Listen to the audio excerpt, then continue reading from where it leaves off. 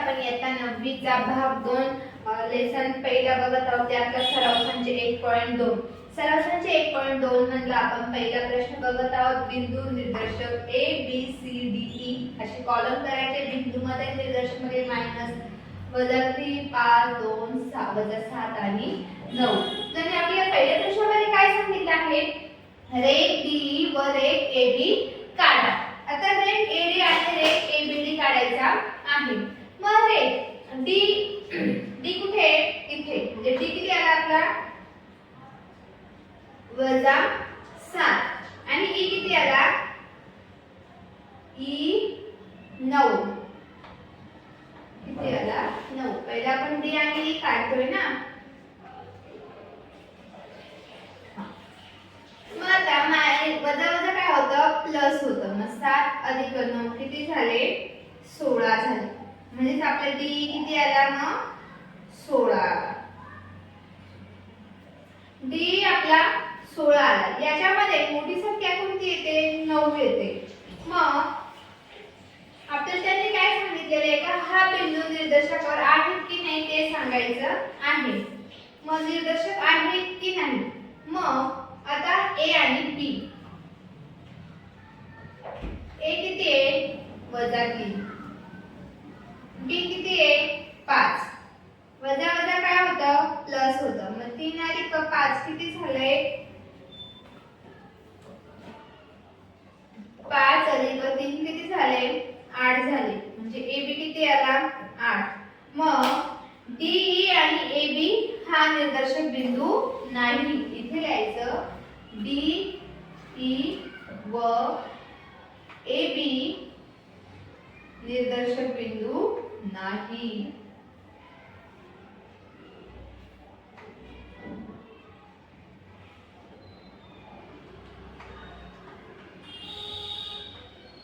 बिंदू नाही, कारण ही दोघांची अमाउंट सारखी आली का नाही, काय आले, दोघांची अमाउंट डिफरंट आली, म्हणून हा निर्देशक बिंदू नाही. आता आपण त्यातलं दुसरं बघत आहोत. BC आणि AD काढायचं आहे. आपण BC काढू. B किती आहे, 5 आणि C किती आहे, 2. याच्यामध्ये मोठी संख्या कोणती आहे, 5. मग 5तून 2 गेले किती उरले, 3. म्हणजे BC किती आला आपला, 3 आला. आता आपण काढत आहोत A आणि D. A किती आहे, वजा 3 आणि D किती आहे, वजा 7.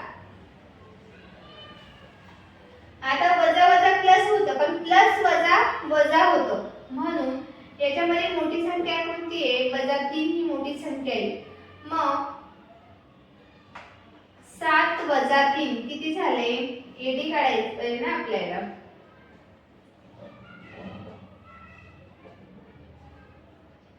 आपण लहान आणि मोठी संख्या, पहिले लहान आणि मोठी संख्या, मग वजा 7 आणि वजा 3. मग वजा 7 आणि वजा 3 यातनं आता आपण काय केलं, वजा वजा प्लस झालं, प्लस वजा वजा झालं. म्हणजे वजा प्लस वजा होतं. मग 7तून 3 गेले किती उरले, 4. म्हणजे हा पण बिंदू निर्देशक नाही. मग इथे पण लिहायचा BC आणि AD हा बिंदू निर्देशक नाही.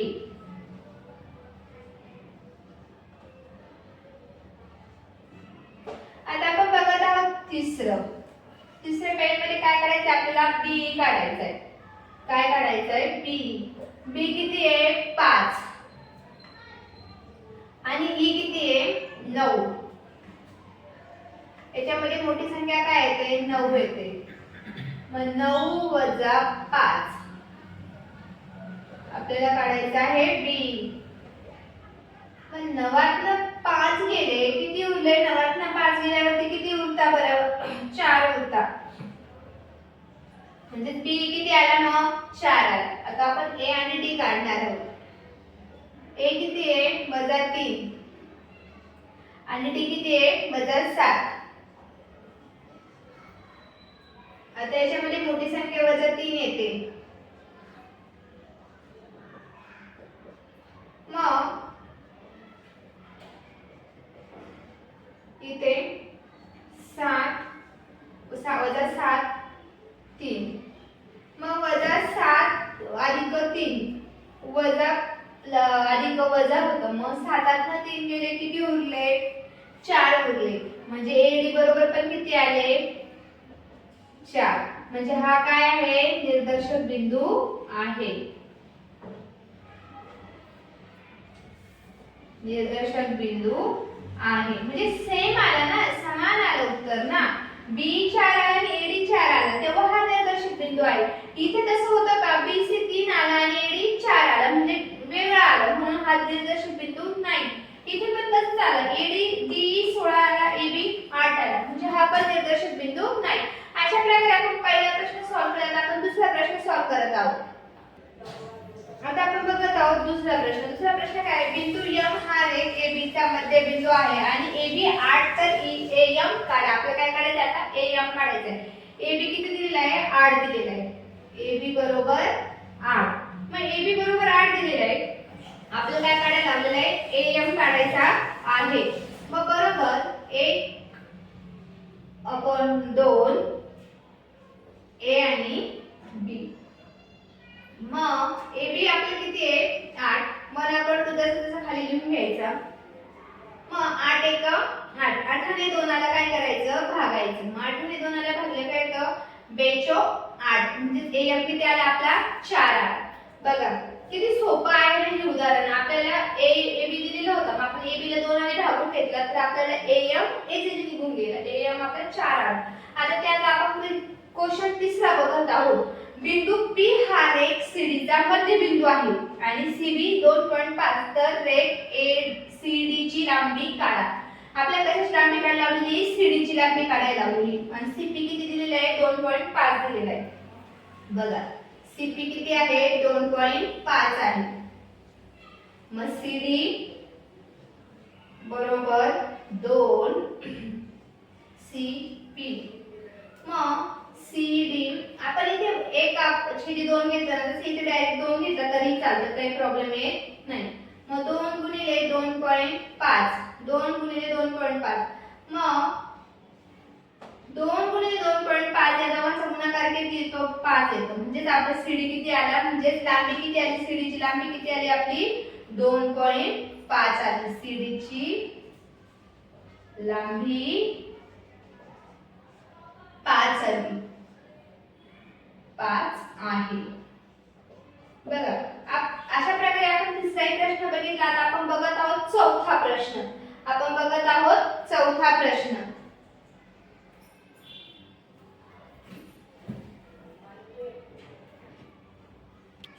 आता आपण बघत आहोत चौथं जर AB 5 CB सेंटीमीटर तर CB 2 सेंटीमीटर AB 3.4 सेमी तर ह्या रेषाखंडाचा लहान मोठेपणा ठरवा आता ह्या रेषाखंडाचा लहान मोठेपणा ठरवायचा आहे म्हणजे लहान कोणती संख्या आहे आणि मोठी कोणती संख्या आहे AB किती आहे 5 आहे आणि AP किती आहे 3.4 आहे आणि BP किती आहे 2 आहे बघा खूप सोपं आहे हे उदाहरण आता याच्यामध्ये सगळ्यात मोठी संख्या कोणती दिसते तुम्हाला 5 इथे 5 लिहायची नंतर कोणती आहे 3.4 नंतर कोणती ती 2 म्हणजे रेख AB रेख AP आणि रेख BP अशा प्रकारे लहान आणि मोठेपणा ठरवायचा होता बघा किती सोपं आहे हे उदाहरण आपण उदाहरणामधूनच हे उत्तर आपण इतकं सोप्या पद्धतीने सॉल्व्ह करू शकतो आता आपण बघत आहोत पाचवं उदाहरण पाचवं बघा बरं काय आहे आपल्याला पाचव्यामध्ये आकृतीवरून खालील प्रश्नांची उत्तरे सांगायची आहे आता पाचवा प्रश्न जो आहे तो आपण अशा प्रकारे जी आकृती आहे ही इथे आहे T बिंदू इथे आहे S बिंदू इथे आहे R बिंदू इथे आहे P बिंदू आणि इथे आहे Q बिंदू तर याच्यामध्ये पहिला प्रश्न काय दिलेला आहे आपल्याला किरण RP च्या विरुद्ध कोणांची नावे द्या RP चे काय करायचे इथे RP चे विरुद्ध कोण RP चे विरुद्ध कोणांचे नावे लिहायचे आहे विरुद्ध कोणांचे नावे लिहा मग आता RP आपण आकृतीमध्ये शोधायचं RP कुठे आहे इथे मग RP च्या विरुद्ध कोण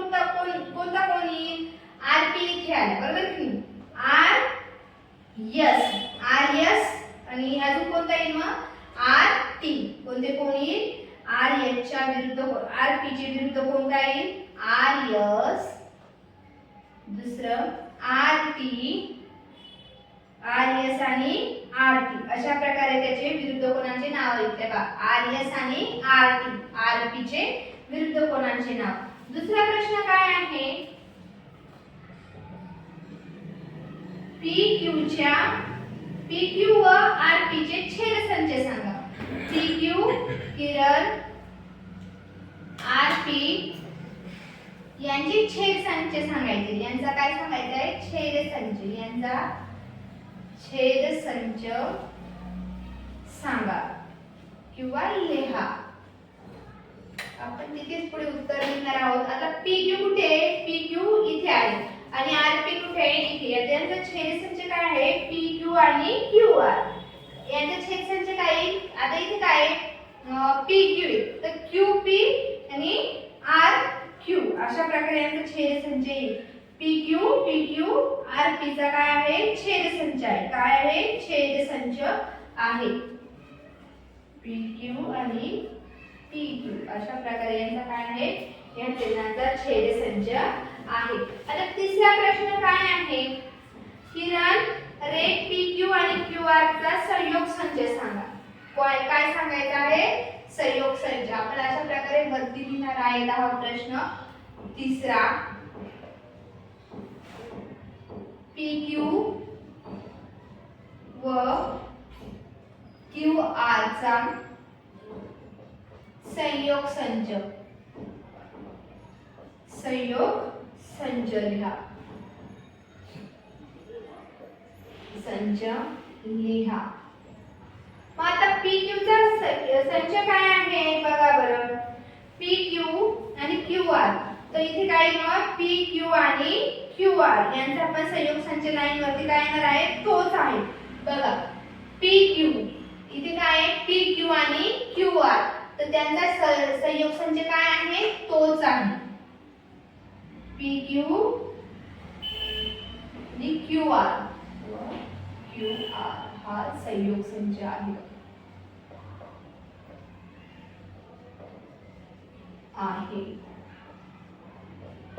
चौथा प्रश्न आहे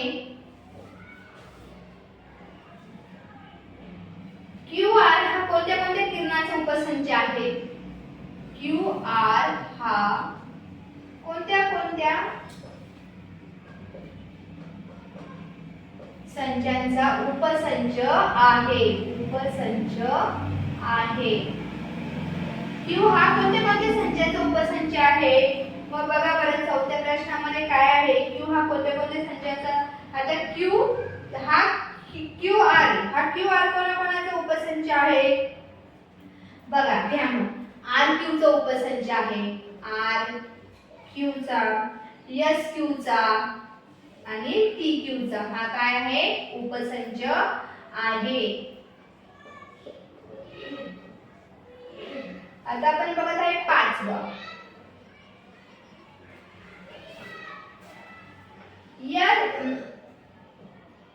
आर हा आरंभ बिंदू असल्या विरुद्ध किरणांची जोडी. आर हा आरंभ बिंदू आहे. आर काय आहे आरंभ बिंदू आहे तर त्याच्या विरुद्ध कोणाच्या जोड्या सांगायच्या. आर हा आरंभ बिंदू आहे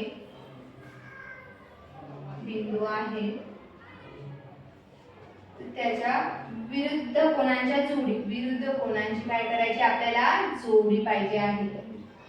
जोडी. मग आर पी आणि आर एस काय आर पी आणि आर एस. आर पी व आर एस आरंभ बिंदूच्या विरुद्ध कोणाची जोडी आहे. आता सहावं बघत आहोत आपण एस हा आरंभ बिंदू असलेल्या कोणते दोन किरण आहे. आता आपण सहावं इथे घेत आहोत. हरकत नाही समजायला काही प्रॉब्लेम येणार नाही. क्वेश्चन जरी खाली वरती झाला तरी एस हा आरंभ बिंदू असलेल्या दोन किरणे कोणते. आरंभ बिंदू असलेले दोन किरणे कोणते. आता यस कुठे आहे? इथे यस चा आपल्याला काय बघायचं आहे? आराम बिंदू. जसं आपण आर चा बघितलं तसं आता कशाचा बघणार आहोत? यस चा. मग आता बघा यस आर आणि यस टी. काय? यस आर आणि यस टी व यस टी. किती सोपा आहे बघा बरं. आता आपण शेवटचा प्रश्न काय आहे आपला?